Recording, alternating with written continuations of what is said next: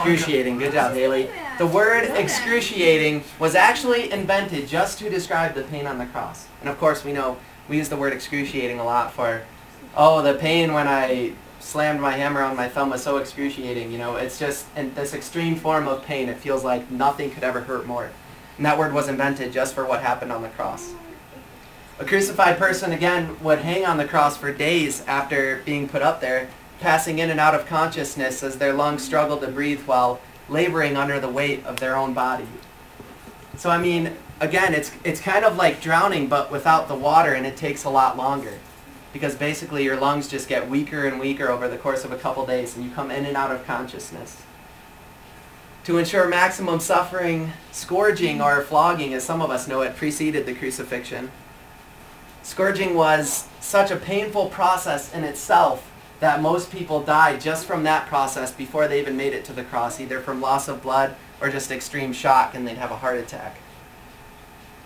And what would happen when someone was scourged or flogged, or what would have happened to Jesus, is they'd chain your hands above your head, usually to a concrete fixture or a block or something like that.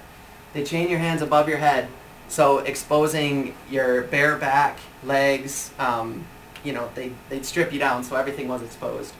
And then the executioner would take a whip that was called a cat o' nine tails.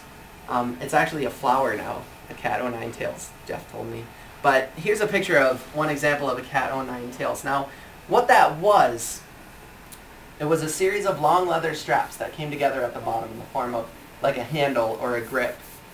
At the end of some of the straps, there were these little heavy metal balls that were intended to tenderize the victim's body, kind of like a chef uses a meat tenderizer on beef or steak or something like that to make the steak more tender and, you know, I would say delicious, but it just doesn't fit here.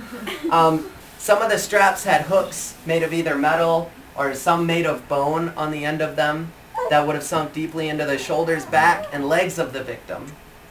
Once these hooks sunk deeply in the tenderized flesh, that's why they put the balls on there, to tenderize the person so they'd sink in deeper. Once the hooks sunk deeply in the tenderized flesh, the executioner would rip the skin, muscle, tendons, and even bones off the victim as the victim shouted in agony, shook violently, and trembled heavily. Hundreds of years prior, the prophet Isaiah predicted the scourging of Jesus. In Isaiah chapter 53, he said, "Many were astonished at you. His appearance was so marred, beyond human semblance, and his form beyond that of children of mankind." That's another little interesting sidebar thing as we're talking about the crucifixion. I find it cool how the prophet Isaiah, way back in the Old Testament, hundreds of years before, predicted exactly the way Jesus would die. Exactly his age, exactly what would happen to him. And it really shows, because the death of Jesus is a historical fact. So it really shows how the whole Bible ties together and kind of proves itself, as opposed to some people think it contradicts itself. Then Jesus, of course, had a crown of long thorns pressed onto his head as onlookers mocked him as the King of the Jews. And, you know, when you think of the crown of thorns, it's so easy to overlook how painful that must have been, because we see the little plastic crown of thorns we put up on the cross in the sanctuary in there and everything. But I don't know about you guys, but every time I mow my lawn, there's this rose bush that's growing on one of our fences. Dude, you don't even have to run into the thing. Just brush by it, and I get huge gashes, and my arm just starts pouring out blood. So think of a whole crown made out of these long thorns, and that's what they pressed onto Jesus' head. These long thorns and a whole circle made of them. I mean, they really wanted this guy to suffer. And again, what was his crime? He claimed to be the Son of God. The people didn't believe him. But they wouldn't have just tortured him excruciatingly just for that. I mean, they probably would have wrote him off just as another crazy guy and cast him out of the city. So, I mean, obviously God was working here, and this is what needed to happen to Jesus. Obviously, he needed to go through all of this suffering for some reason. I know it's very upsetting, son. So, you know, we'll stop there for now talking about the crucifixion. And, you know, some of you have seen examples of it. If you've ever seen The Passion of the Christ, that's probably the most accurate depiction of what happened to Jesus. It's really hard movie to watch, but I would recommend everybody watching it at least once, because you better understand the story. But it's an interesting story, and the ironic thing about the cross, this death machine, you know, another thing about the cross I read about it is the crosses were reused. I mean, they didn't just go cut down these 2 trees and make Jesus a brand new cross. Because wood was expensive, just like it is now. It was expensive back then. So, I mean, it was reused. There was probably blood from other people on there. I mean, they weren't too worried about sanitation back then, of course. So, I mean, the ironic thing about this death machine is that at some point in history, this symbol which represents Jesus' torturous death and the torturous death of so many other people has become the most famous and popular symbol in all of history. Why?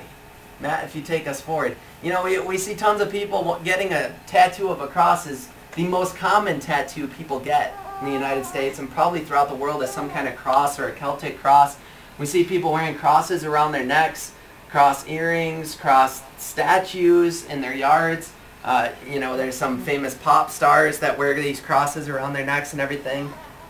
And I found it kind of funny. There's a quote from an American artist whose name is Lenny Bruce, and he once said, if Jesus had been killed 20 years ago, Catholic school children would be wearing little electric chairs around their necks instead of crosses. I thought that was kind of funny, because that's what it is. This is a means for torturing people and killing people. And it's become this popular icon.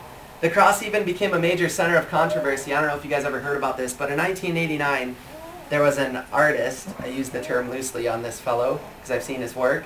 His name was Anders Serrano, and he used tax dollars from the National Endowment of Art to create his work, which he titled Piss Christ, which was a photograph of the crucifix supporting the body of Christ submerged in the artist's own urine. Now, guess how much that piece of art sold for? $3,000. $162,000. And he sold the jar of his... It was a picture of a jar of his urine with a picture of Jesus on the cross in it. And it sold for $162,000. So, you know, that doesn't have a whole lot to do with my lesson. I just thought that was so crazy. And it just shows the cross has been the center of controversy. It's been the center of fashion waves. It's been all over the place. It's also been a huge symbol in pop culture. In 2006, Madonna concluded each concert during her $193 million grossing tour by being laid upon a disco cross, with bright lights flashing on her, standing on her little pedestal there. And she defended it by saying, I believe in my heart that if Jesus were alive today, he would be doing the same thing. What? This could be a pop artist? Sure. Fine. Yeah, I guess. I don't know. And dating people a third his age. I don't know. But anyway, and of course, one of the best-selling pieces of jewelry in all time is the cross, whether it's gold, pewter, silver, diamond-crusted, all types of things. And so this has to beg the question, how can Christians celebrate the crucifixion of Jesus, their leader, as good news, much less the best news they've ever heard? How can churches across the country, including our own, have a huge cross, which is basically a big death machine, put up in their sanctuaries? Why do we